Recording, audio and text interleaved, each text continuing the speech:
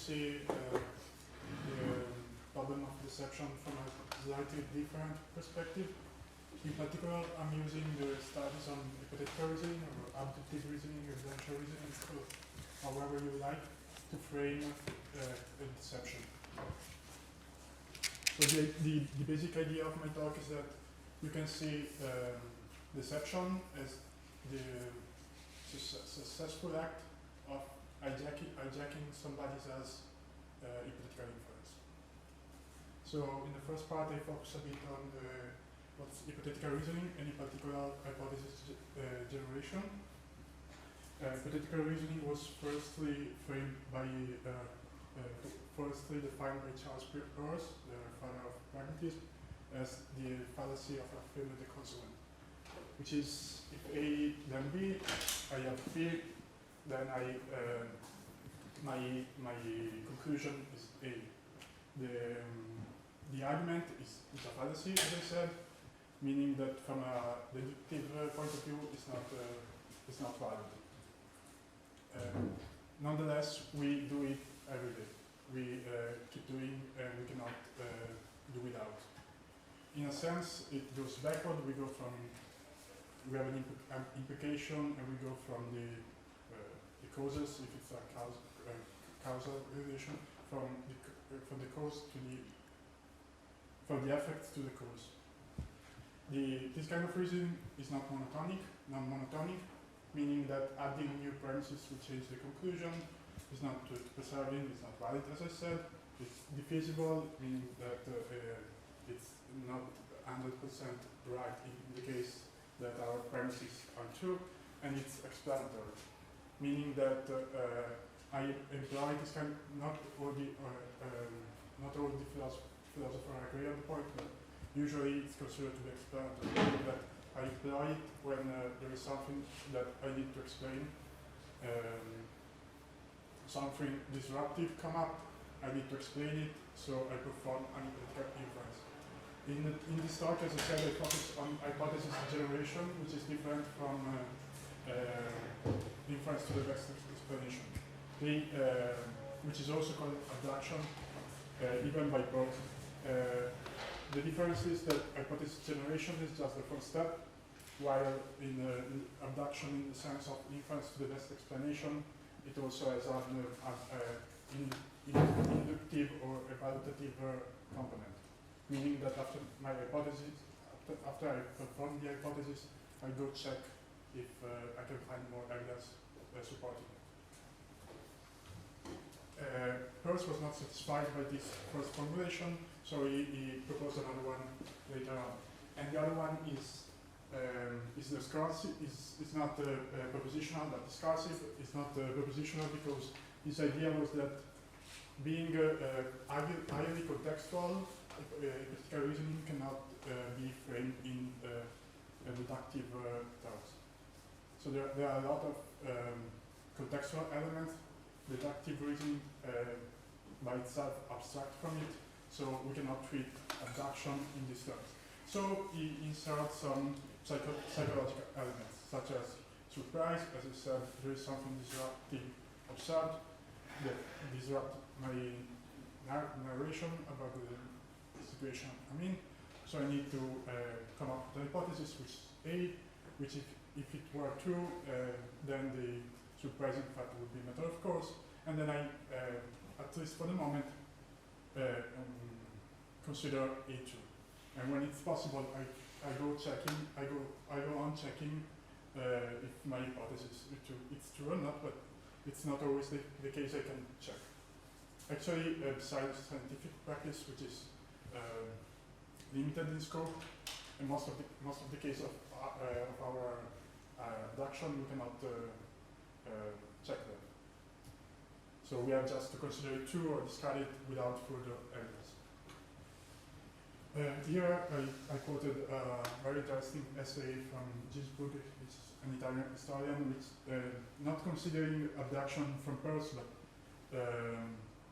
he works on in this essay he works on the reasoning by clue, and he writes, "For thousands of years, mankind lived by hunting, in the course of endless pursuit, hunters learn to construct the appearances and movement of an unseen quarry through its track. Printing soft ground, snapped twigs, droppings, naked airs, feathers, smell, paddles, thread of saliva. They learn to sniff, to observe, to give meaning and context to the slightest trace.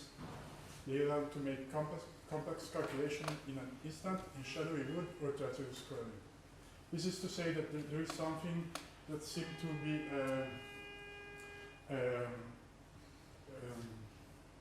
something abduction seems to be related to our evolutionary history. We need to perform abduction to resolve contextual uncertainty for evolutionary reasons. And also Peirce was the first to note that, of course. He considered it in metaphysical terms as an instinct that can lead us to approximate to. Indeed, if we think about it, there are infinite exponents for every explanandum. So how is it that we usually come to delimit it to a small number of plausible hypotheses? And his answer is there is an instinct. We have been evolved to limit the number of hypotheses because that permit us to survive.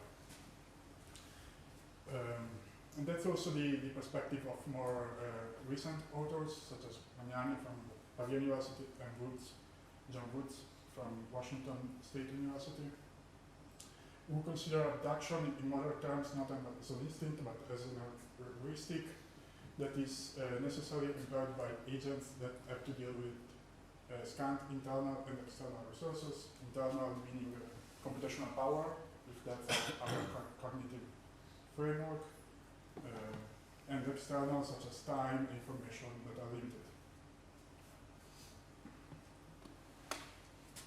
So we can see that abductive reasoning, and I'm getting to the section very soon, so don't fuss it, can be seen as an activity of satisficing. Since there are infinite hypotheses, we cannot optimize the choice of hypothesis because that would amount to choose the absolute best, and it's not possible since they are infinite.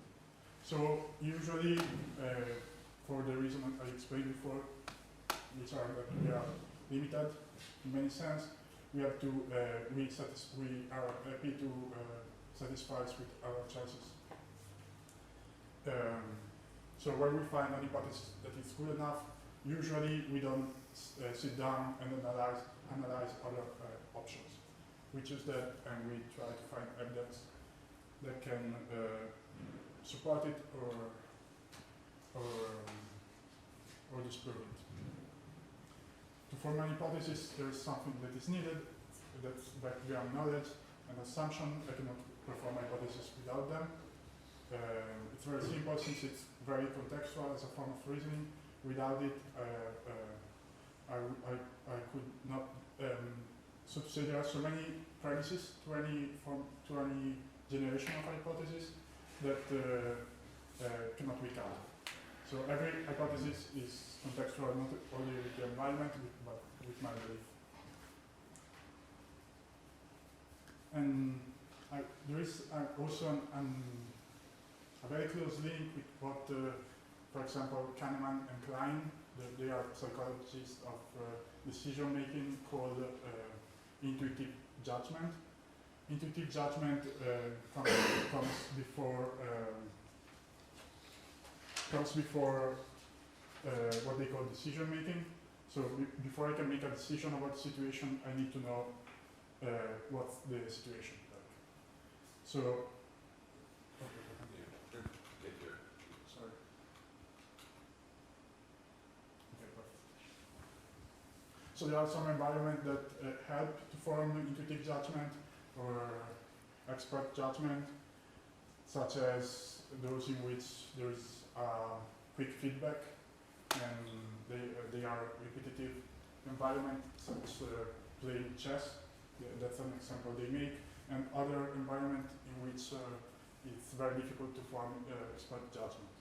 This is because the feedback comes after maybe a month, and the environment is not repetitive. So I'm not sure that what I decide to do is the correct choice. because the feedback is not so clear. To the point, how are deception and hypothesis generation related? My point is that, as I said before, to deceive could be seen as intentionally inducing others to form fallacious hypotheses upon which to act on by initially directing their attention on some clues that are fake and successively spoon-feeding corroborative evidence, resulting in a distorted perceptions. So the short version of this definition would be that I'm making believe some hypotheses that are fake, even without talking, but by simply showing some clues. So, for example, if I want you to believe that I'm not able to walk, I can grab my foot, and then you would instinctively think that I have some problem with my legs. The upside of this kind of formulation is that this definition can be extended to numerous fields, such as camouflage methodology, and which is studied, for example, by biosemioticist. In sociology, there is an example called La Paruque by Deceptive, which is a sociology from the 80s. La Paruque is a French term that frames a kind of behavior that it's a term we don't have in Italian, and I don't think there is in English. It's basically a worker that is pretending to work. He makes believe his boss that is working by displaying all the clues that could lead this boss to believe that he's working, but he's actually doing his business. So this is a perfect example of what I mean. And also I find a lot of similarities with intelligence analysis, and that's the case studies I'm bringing on. Deception, particularly regarding counter-deception. The upside of this formulation is also that we can see how practically by this formulation we can understand how to lead others to be deceived in practical methods. For example, we can exploit other biases and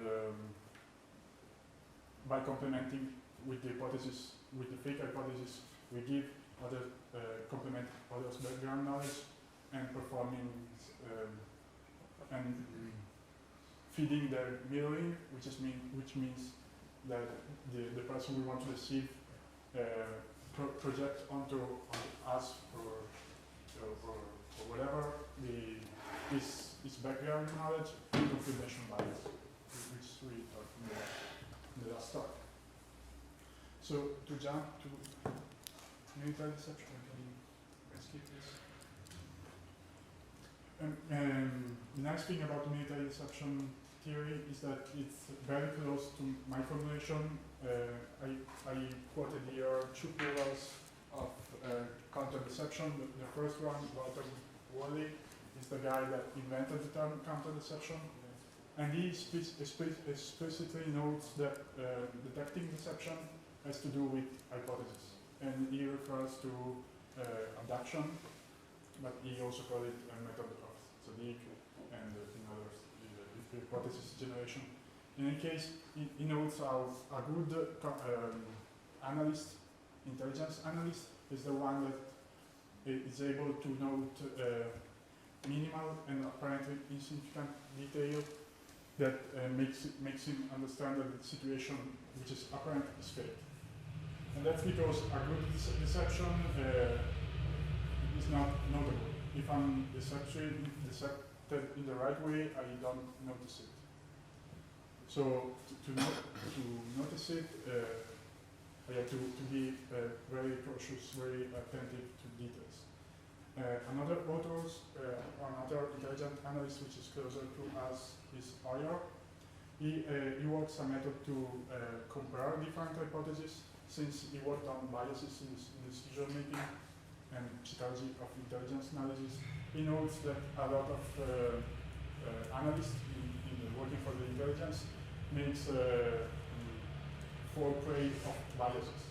So he works out a way to explicit the assumption and the evidence against and in support of each hypothesis, and draw conclusions regarding the likelihood of each hypothesis.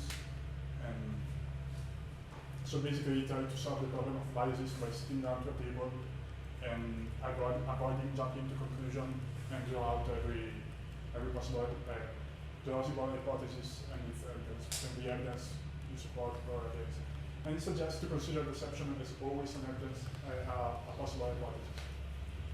Finally, that's not a pillar of the intelligence analysis, but more like a trend. And it takes from information foraging, which it originated with the evolutionary framework in which abduction is situated. According to information foraging theories, the analysts use adaptive strategies to form key judgment, and so it can easily fall prey of biases, self-fulfilling hypotheses, and so on.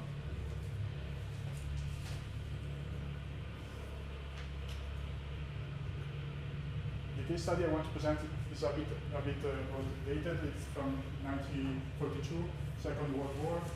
Basically, we have two geniuses of military deception: Peter Fleming, which is the brother of John Fleming, James Bond, the inventor, and Wowell, which basically was the head of the first A-team in carrier during World War II. The situation is this: Burma, which is close to India, imagine you know that, was invaded by Japan. India was not prepared for the situation. If the Japanese decided to invade India, that would result in a catastrophe for the English. So what the two decided to do was to implement an operation called Operation Arrow, in which they left a car in Burma. The car was left on the side of a road with skid marks, documents, personal documents of English official, and the car was like it crashed flying away from the invasion. So every clue in that scenario led to the Japanese intelligence to believe that India was heavily reinforced, and while it was not. There was a way to gain some time, but also it's a good example of how deception can be linked to the analysis of clue and abductive reasoning in general. So to conclude, I think the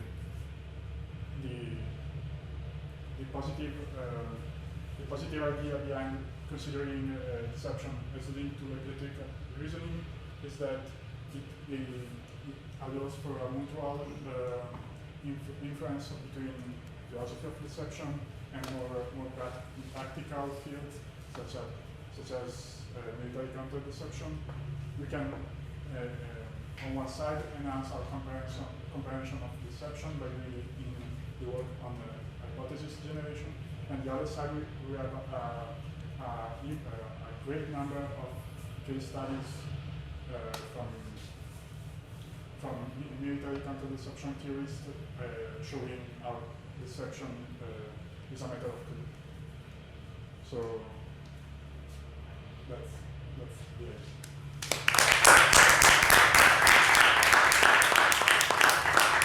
Thank you very much for your questions and commentaries. So let's start here. Thank you very much for the talk. I really liked it because I study deception and also abduction, but separately, and it feels very satisfying to see it brought together, which I have not thought of before. And I also want to it struck me how there are or at least connections between this talk and the previous one, especially with regards to the development of a belief or the revision of a belief, and because I think in cognitive dissonance, and then also the way you explain it, when you lead someone to believe a hypothesis, what the main thing, and it's also shown in the cognitive dissonance experiments, is the main thing is to remove competing hypotheses, so that the person jumps on whatever seems obvious, because there are no other competing explanations.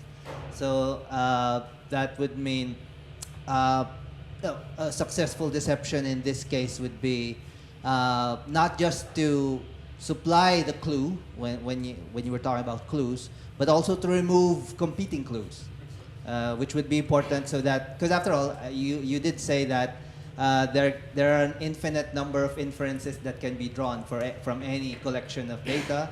If you want a person to believe a particular hypothesis, you would need to remove competing hypotheses for that to work. So just to make you... yeah, it's a matter of furnishing a coherent narrative. Yeah.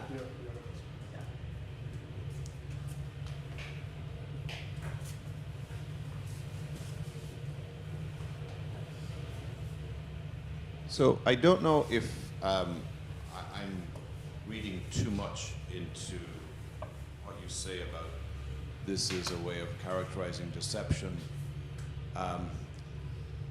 without saying this is a way of characterizing lying, because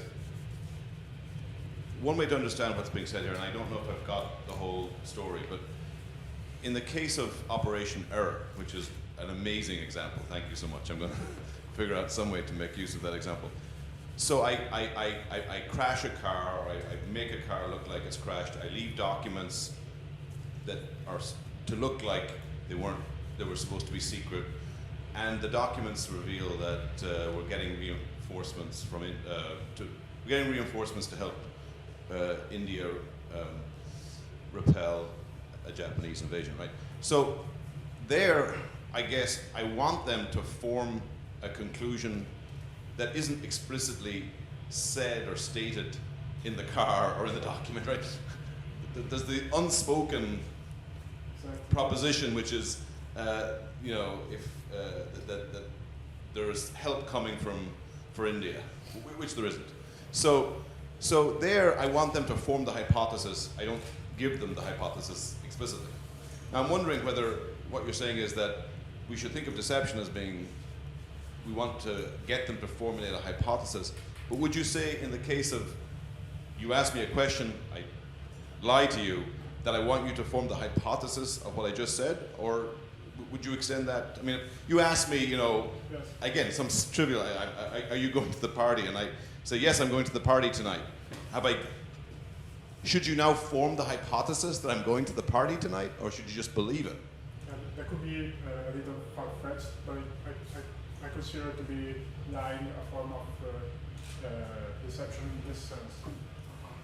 In the sense that this framework works from in a semiotic understanding, which means that language is extended to everything, to every sign exchange. So when sign is explicit as a symbol in language, that's, yes. Well, I mean, the reason why I differentiate between the two, I may be wrong, but the reason why I do is that we differentiate between different kinds of signs and semiotics, right? So what you're giving as the crashed car and the documents, I mean, those are supposed to be indices, natural signs. Assertions are symbolic signs. So I take it that in the case of natural signs, there's always work to be done by the rational inquirer or whatever to formulate something on the, like, it's evidence. Please. Assertions are not supposed to be evidence. Yeah. I mean, there might be a context in which an assertion could function as evidence, but I'm not giving you evidence about what I'm doing tonight if I tell you that I'm going to the party tonight. It's not supposed to be evidential. Whereas in the other cases, it's supposed to be an evidential way. So I can deceive you with evidence, but that's not lying. Again, I'm not this may not be correct, but that's the position. I'm wondering whether you're saying, no, we should treat lies as being indices, or something like this, or whether we should say that lying is just very strong evidence, or something like that, rather than saying it's... I leave out lying because I haven't thought it completely through. I need to work still on the idea, but it's also the example you're making is different from the idea that by saying something I make you believe something else. So that's another like a middle way that would be. But yeah, I need to work on that. And for what were you saying, that there is a part of on the part of the person that is deceived, that has to build the hypothesis? That's very interesting in particular to the case of Burma, because the surprising fact there was that Japanese didn't buy into any of the allies' deception that they were trying to push in. And the reason I've read on the intelligence analysis literature is that's what writer proposed, is that Japanese are more adverse to uncertainty. So when they don't have 100% sure about it, they just discard it. They are not friendly with uncertainty. So yeah, thank you for bringing that up. Do we still have time for some questions? But maybe we don't have.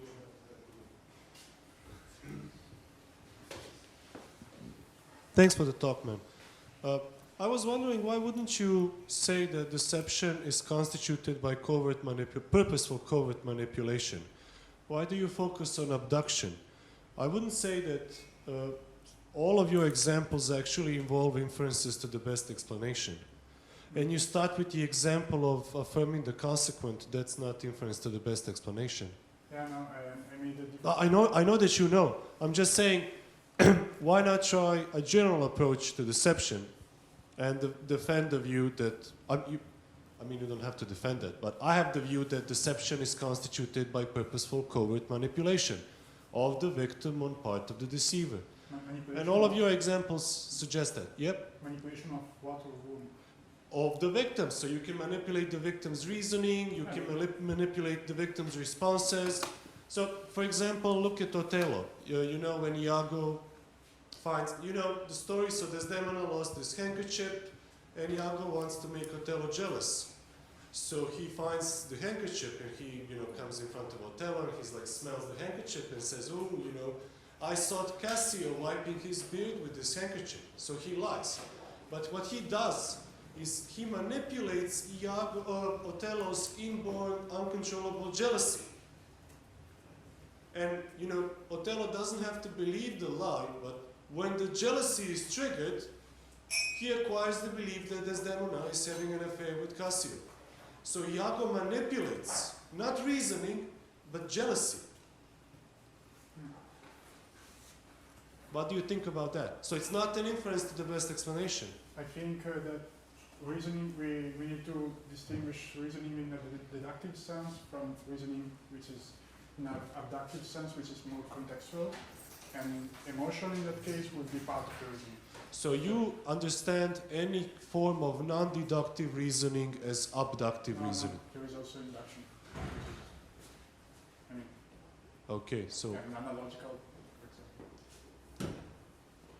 Okay, thanks. And for what you say about manipulation, if we talk about, yes, I could change the definition if we are talking about manipulation of... It's just a suggestion, you don't have to do it. It's just a suggestion, man. So I think that we have a very similar view to deception, though I'm not sure about the concepts here, but maybe we can discuss that. Thanks a lot, man. Thank you.